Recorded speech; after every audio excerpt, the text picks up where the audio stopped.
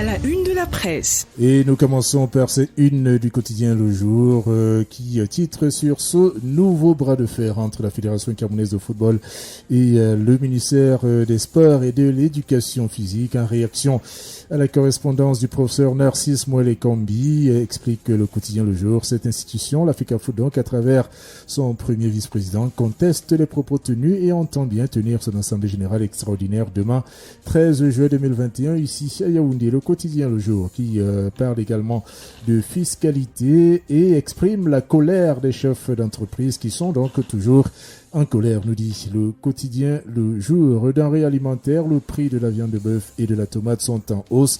C'est également à lire dans les colonnes de notre confrère du quotidien Le Jour et qui nous propose aussi cette tribune libre de Cyril Serge Atonfak Guémo. C'est le porte-parole de l'armée camerounaise qui titre et qui parle de l'Afrique, de la défense et de la sécurité. À lire donc dans les colonnes du quotidien Le Jour. Paul Biya en Europe, c'est le titre de Cameroun Tribune, un titre sobre qui poursuit Cameroun Tribune en disant que le président de la République a donc quitté Yaoundé hier en fin de matinée en compagnie de la première dame Chantal Biya pour un bref séjour privé.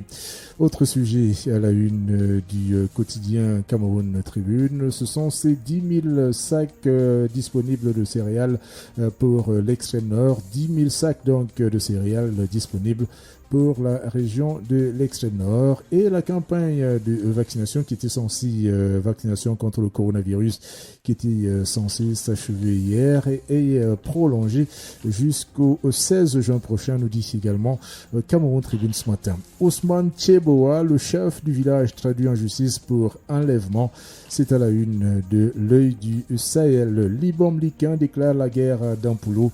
Cela s'est passé à l'Assemblée nationale, accusé d'insolvabilité et menacé de suspension par le ministère des Postes et Télécommunications. La société de téléphonie mobile Nextel crie à l'injustice et à une politique d'exclusion, écrit le messager, qui s'interroge également sur cette panne intervenue sur le train express de Camrail.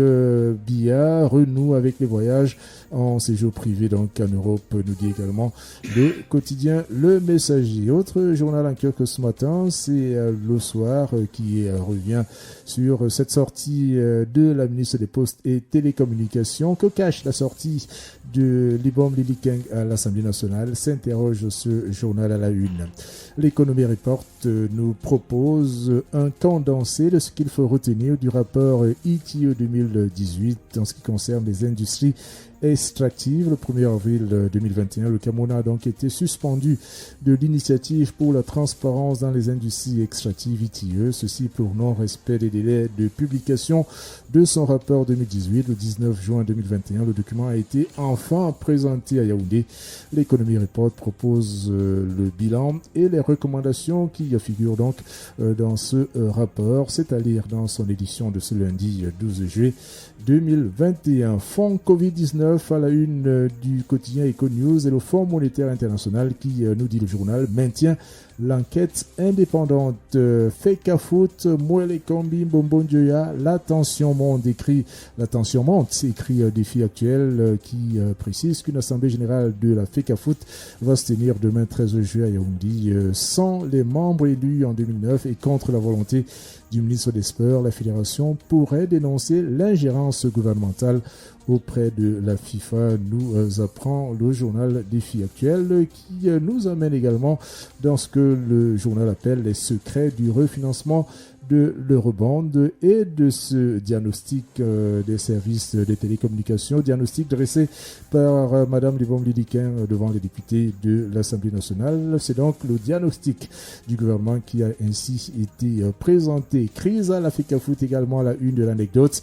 Le ministre met fin à l'imposture, écrit le journal. Narcisse Moelle-Kambi demande à Seydou Mbombo-Njoya de surseoir à la tenue de l'Assemblée générale extraordinaire prévue ce 13 juillet, dédiée à la finalisation de la période d'intérim et à l'élection des membres des commissions indépendantes de l'instance fêtière du football camerounais en vue de la relecture du code électoral. La tutelle, poursuit l'anecdote, dénonce avec véhémence la violation des dispositions légales en vigueur au Cameroun, le non-respect de l'esprit et de la lettre des sentences rendues par le tribunal arbitral du sport, le TAS, et la chambre de conciliation et arbitrage du comité olympique national du Cameroun, ainsi que le mépris par la fédération de ses propres textes.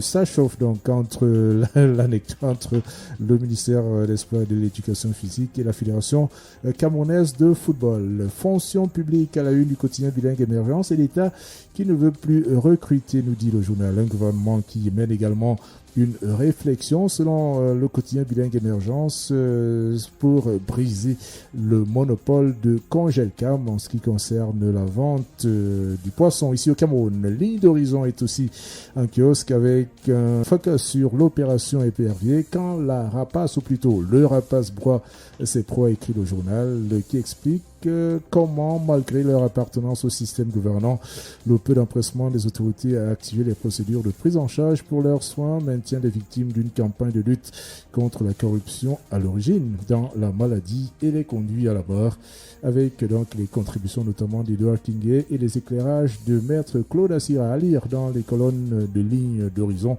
édition de ce mois de juin 2021. Autre journal en kiosque, c'est Intégration qui revient sur cette deuxième affaire Vamulke, État du Cameroun, vérité cachée par la défense, titre le journal.